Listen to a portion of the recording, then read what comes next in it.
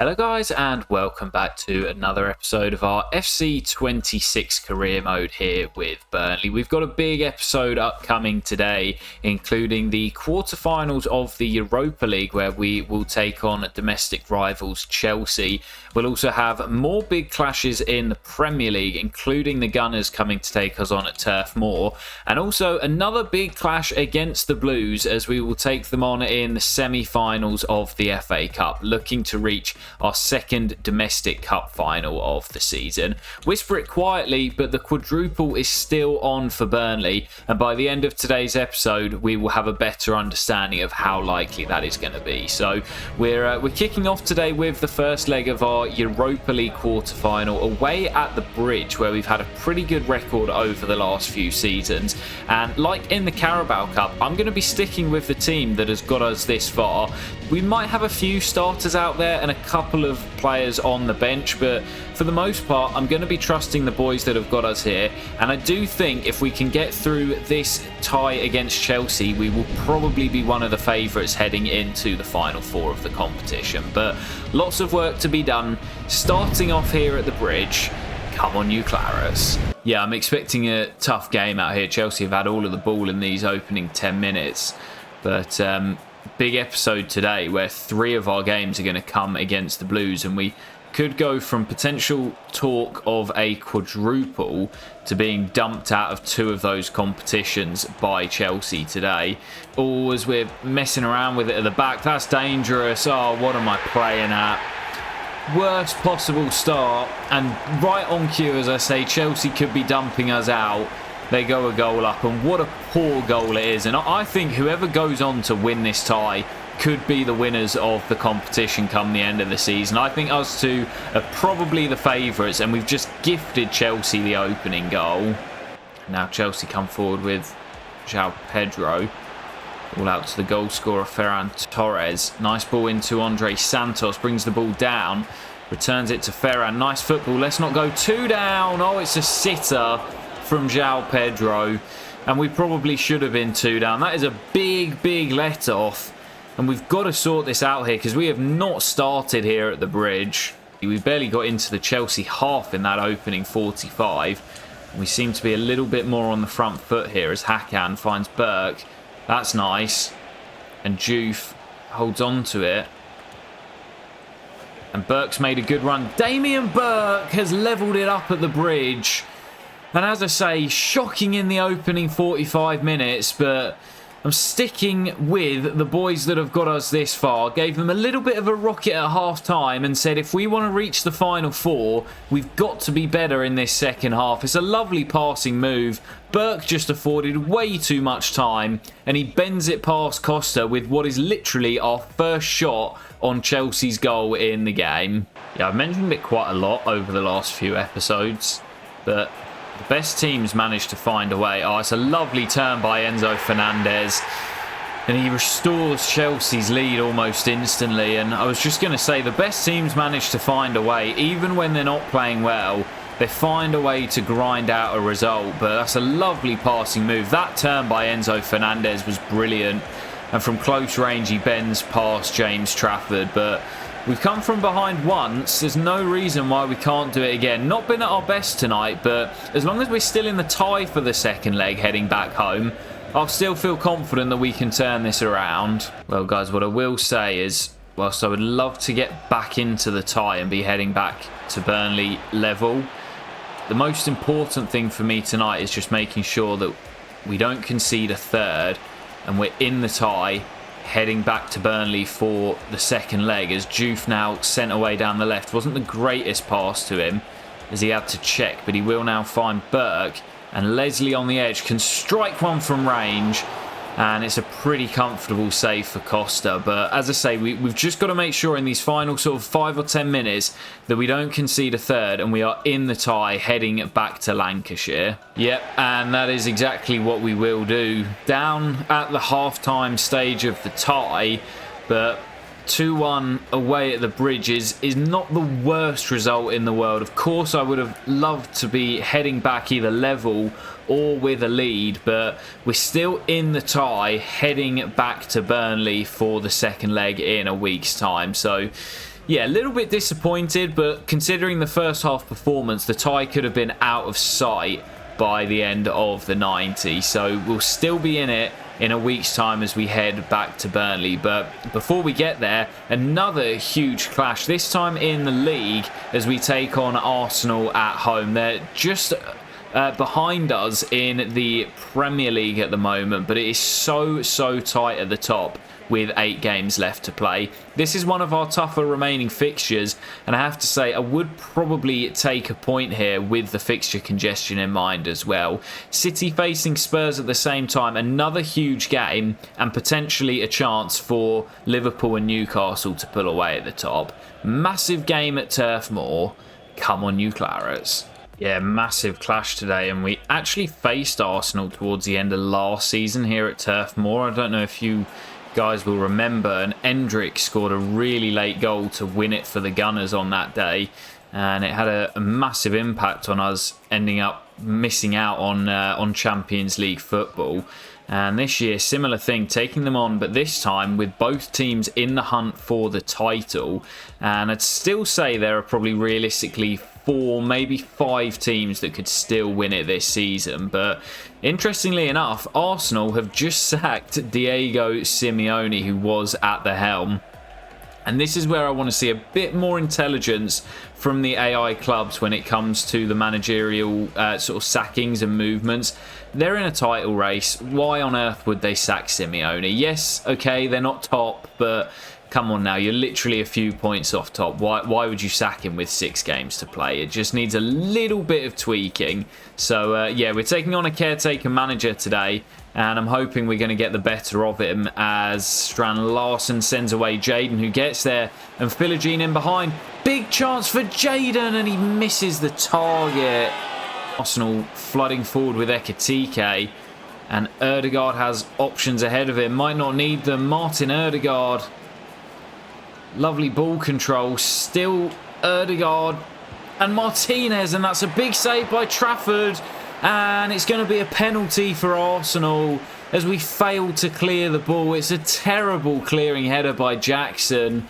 And I think Florentino on the slide, well, it's maybe a bit harsh. He's trying to get the ball. I'm not sure. It's a bit soft in my opinion. I can see why it's given. It's one of those, I don't think VAR would overturn it. But Bukayo Saka has the chance from the spot, and Trafford goes the right way, but can't get there, and the Gunners lead. Yeah, I do feel that's a little bit harsh. There is contact, but I don't think it's enough for a penalty, as Jackson this time defends well. And, ooh, Declan Rice flying into the challenge. I think there could be plenty of goals today, as that's lifted for Jorgen. And with Arsenal playing this back 3, there should be chances as Strand Larsen nearly catches out the regen keeper. Maybe one final chance before the half is out here as Edwards does well. He's got Jackson ahead of him, but instead will come infield. Zubimendi can't really foul him. And Edwards through the gap for Alex Scott. He's onside, and that's a brilliant piece of defending. I'm not sure who that was, the Arsenal number 13, but as we head into the break, I think that might have been destined for the back of the net from Alex Scott. And it's a wonderful piece of defending that keeps the Gunners leading at the interval. Big second half to come, but I still think there's more goals in this one. Yeah, got to get this ball back, man. Really struggling to break the Gunners down as Trafford makes the save and Juve heads away. Now can we try and get forward? Gabriel finds Jorgen and Jackson to Gabriel. And Gabriel and Jackson, and Strand Larsen rifles it into the back of the net. It's a quick break from Burnley, and Jorgen fires in his 15th of the campaign, and that could be a huge goal in the title race. 5 minutes left to play. Jackson takes his time, swings it into Jorgen, and the big Norwegian takes his time and rifles home to get us back on level terms. Yeah, still time for somebody to win this. Ekitike out to Martinelli, Ødegaard to Hugo, and Declan Rice finds Saka through the gap. Big save, Trafford. Beelan does well. Ødegaard shot, and somehow Trafford keeps it out. That is a wonderful double save by our number one. And Juve will clear it into touch. Anywhere will do. And we've just got to see out this corner. We just swung into the near post. Trafford comes but doesn't get there. And Jorgen does enough. And there is the whistle. I said I thought somebody could still win it in the final stages. And my goodness, Arsenal were close to doing so. That is going to be potentially a massive point for both sides in the race for the title. 3 would have been huge, but the spoils are shared here. We'll wait to head back to the menus until after our next game as we take on Chelsea here at Turf Moor once again, where we will need to show the similar sort of grit as we had on display here against the Gunners. A goal down on aggregate, but I've got belief that we can still turn this around and make it into the final 4.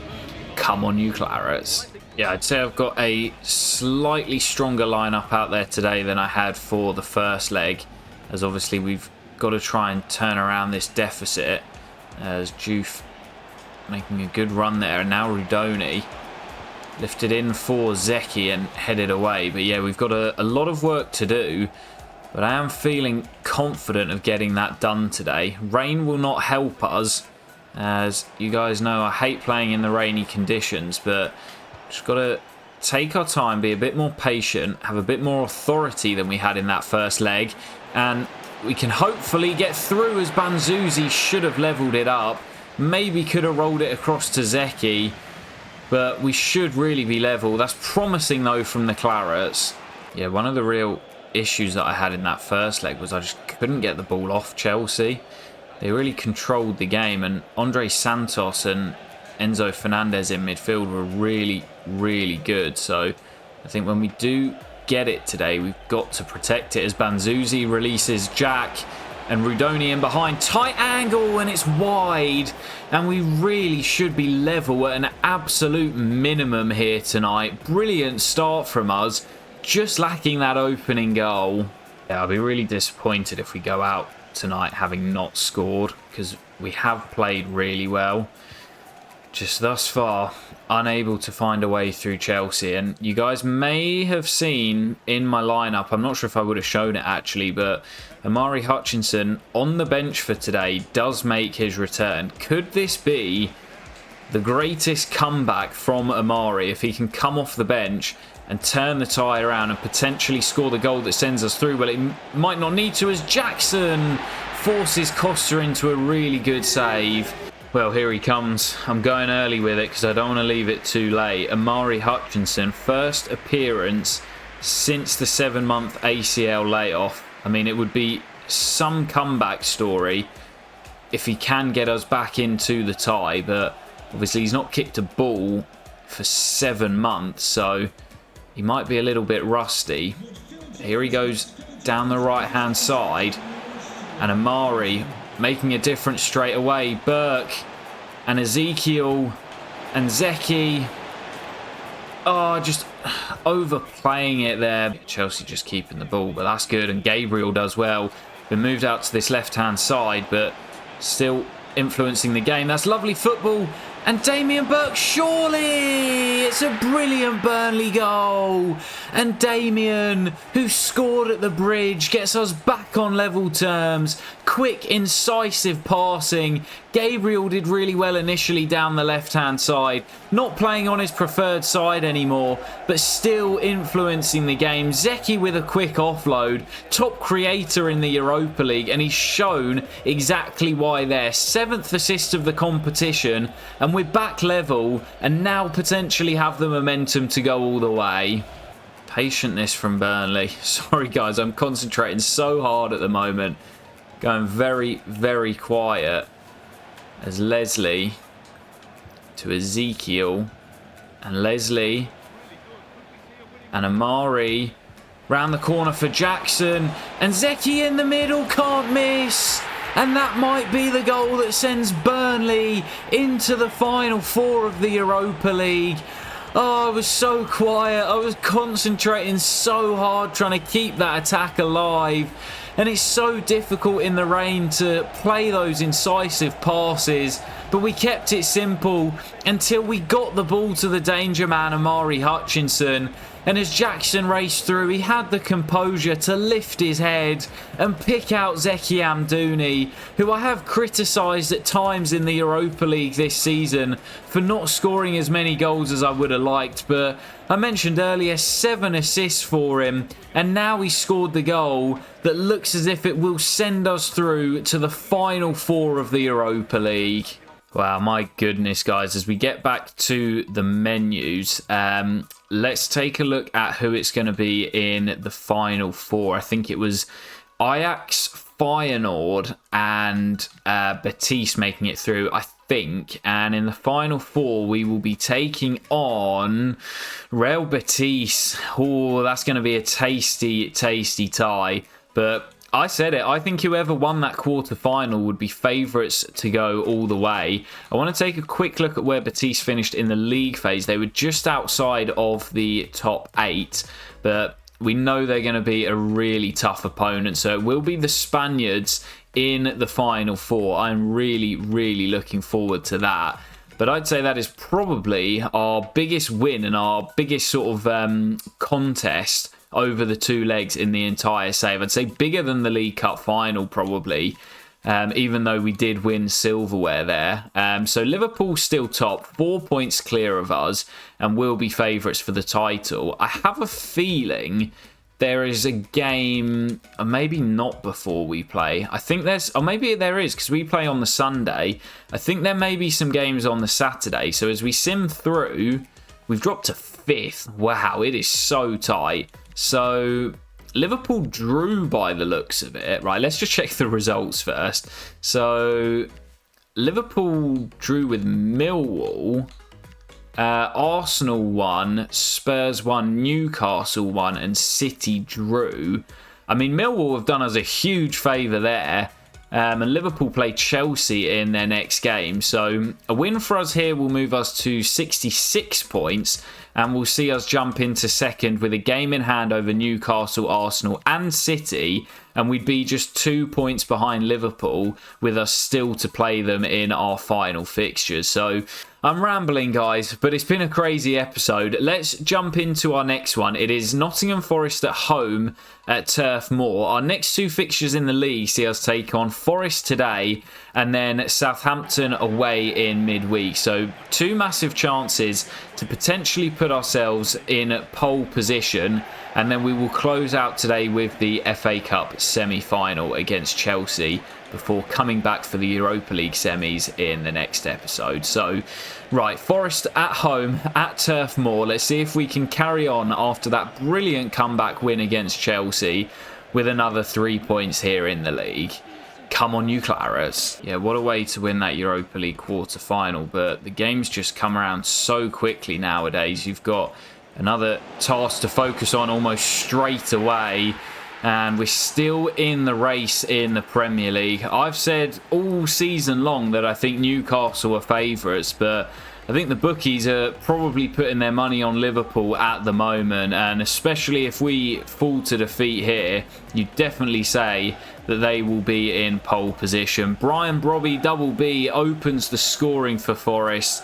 And we've got some work to do to turn this around. Yeah, after that crazy game, man, it's so difficult to then refocus and recalibrate on the next one as Jaden finds Hannibal, but we've got to find a way to do so as Jorgen does well, holds it up nicely. Edwards can't get away from Martin, who sticks to his task, but on the front foot after going a goal down as Hannibal finds Jackson, slides it forward beautifully for Marcus Edwards. It's wonderful, and that is up there for goal of the season contender from Marcus Edwards. Hannibal, space for Edwards. That's nice, and Jackson on the overlap. Larson through the middle. Milenkovic doesn't want to come out to these wide areas as that's into Jaden at the back post, and it's a brilliant goal from Jadon Philogene to completely flip the script here at Turf Moor. A goal down 12 minutes into the game, and after half an hour the Clarets find themselves in front. Lovely little weighted pass by Jackson, who picks out Jadon, and on the weaker left foot he also nets his 7th league goal of the season. We got more to play for today than Forest, and I think that is on full display as we've turned this game around nice and quickly. Oh, that's lovely football. Robbie's onside, and Jackson off the line. Pick up the ball, James. Oh my goodness. Forest so close to an equaliser there. And James Trafford thankfully gathers the loose ball. That could have dropped anywhere. We've got so many good, especially in the wide areas, so many good players. And obviously I'll want to continue improving the squad in the summer window, especially if we get into the Champions League. But it's going to be really hard because I don't really want to let anyone go. But we're going to have such a bloated squad that eventually we are probably going to have to look at making some changes as Amari Hutchinson seals it on his Premier League return. It's a brilliant goal on the break, and he certainly will not be going anywhere. Obviously, we've not had him all season long, so we have been a man down. We had Scott picking up a 3-month injury as well, but we've got so many good quality players in this squad, and I'm going to want to continue building on that. But I don't want to sell anyone. Even the likes of Luca and Prass and Bash, who don't really feature much, but they're kind of like the leaders of the backup brigade. I don't want to let them go, and I think they probably will just stay, and we'll have a massively bloated squad. But what a win that is. Absolutely massive result after a fantastic win in midweek against Chelsea.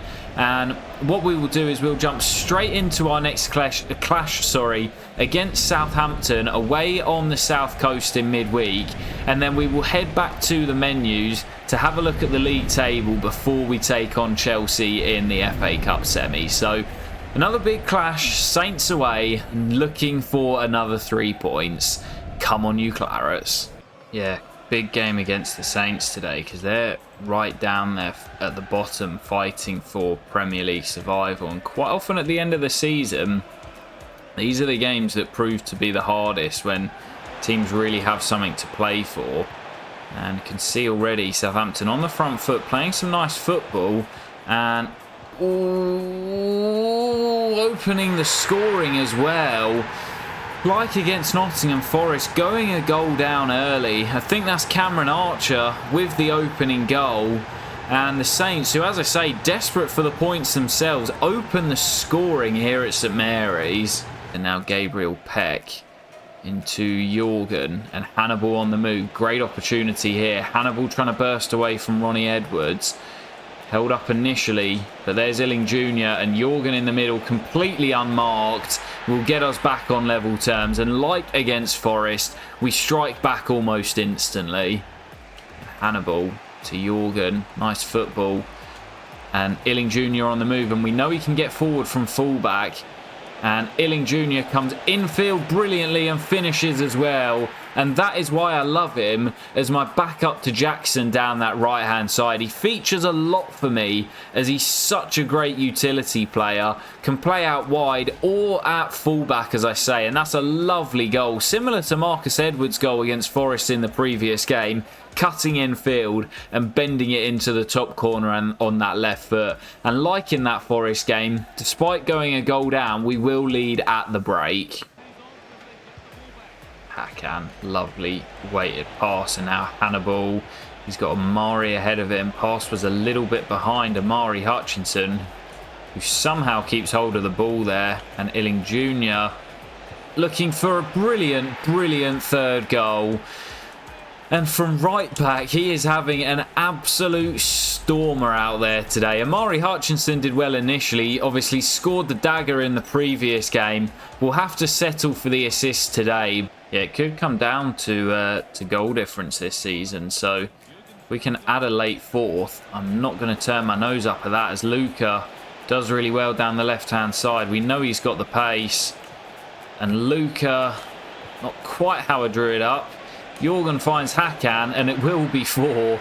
Well, as I say, it wasn't quite how I drew it up, but Hakan gets his first Premier League goal in his career and his first of the season, and what will wrap up a brilliant performance from the Saints once again. Yep, there is the whistle, and as I said before that breakaway, it could come down to goal difference this season. So a really, really important win here, and by 3 goals as well. That could be crucial in the goal difference swing. With how tight it is in the Premier League, that could be the difference between the title and Champions League or Europa League football. So a big win here on the road. Let's head back to the menus and see how the Premier League table is looking. Well, as we get back to the menus, I believe Liverpool played Chelsea the same evening we played the Saints. So I'm hoping my boys could have done us a favour, but they haven't. So Liverpool still lead the way by 2. Newcastle a point behind us, but we have now got a 4-point gap over Arsenal, Spurs and City, all below us in the table. All of us have 5 games left to play, so it is really hotting up. In terms of the goal difference, we've got a better goal difference than Liverpool and Newcastle, and a level with the Gunners at the moment. So as I say, that could be crucial with how tight it is come the end of the season. But what we will do, guys, is we will close out with this FA Cup semi-final, looking to get the better of Chelsea once again. We did lose the first leg away at the Bridge, but we were fantastic in that second leg at Turf Moor that saw us through to the final 4 of the Europa League. So looking to do the better over Chelsea once again here at Wembley. Our second visit to Wembley this season after lifting the League Cup earlier on in the campaign. Come on, you Claras. Yeah, I'm not really too sure what to expect from this game, because Chelsea bossed the first leg of the Europa League quarter-final, but we definitely had the better of the second leg. So it's going to be interesting to see who gets the better in this one here. As the early corner for Chelsea, Andre Santos with the header. And I'm not really too sure what happened there, but Max Weiss managed to get something on it, and he has been brilliant in the Cup so far this season. He's still only conceded in 1 game, which was that League Cup quarter-final against the Cherries. So he'll be hoping to extend his brilliant run in the Cups, and we will be hoping to reach another domestic Cup final as Zeki finds Gabriel Peck, and back to Zeki Amdouni. What a start here at Wembley. And Chelsea have been on the front foot, but it is Burnley who strike first. Zeki at it again, and we could be set for our second domestic cup final of the season. Yeah, I mean, it's pretty crazy to say, and don't worry guys, I'm not ending the save, but I do normally like to end my saves on what I call a natural conclusion. And normally winning a treble is a pretty good conclusion to a save, but I still feel like we've got so much more to give with this Burnley side. I definitely want to play in the Champions League, so we will definitely be playing at least 1 more season. And I still would like to win a Premier League as well. We've been pretty close this season and still could win it this year. We were, you know, sort of in a title race last year as well, to an extent. And I definitely think we are not too far away. Maybe next year, maybe the year after. But I definitely think it's on the cards in the next few years for Burnley. And obviously, we try and keep things as realistic as possible. There is only so much you can do when you're, you know, playing career mode and transforming a side. Oh, Ezekiel. Oh, he's put it wide. Transforming a side like Burnley. Obviously, Burnley are not going to be winning the Premier League in 5 or 6 years' time, but you know, you've got to take it subjectively when you're playing career mode. Not everything you do is going to be completely realistic, but I think on a sort of realistic trajectory in terms of the save, we are probably only 1 or 2 years away from being ready to compete for a Premier League title. At the moment, we lead by 1, and we've been full value for it as well. We've defended well, as the backup brigade have done all season long. And as Zeki races away, gets away from his man. Can he finish? Denied by Bento. And Chelsea will clear, but we're full value for this lead, and we've been really good here today at Wembley. Well, this might be it for Chelsea. Ferran Torres Bit of space. And João Pedro ahead of him. Ball does well. And I think that is going to do it here at Wembley. Where's that whistle, ref? There it is. And Burnley have done it against Chelsea once again. Knocked them out of Europe earlier on in the episode. And Bashir Humphreys wearing the armband again. Leader of the backup brigade.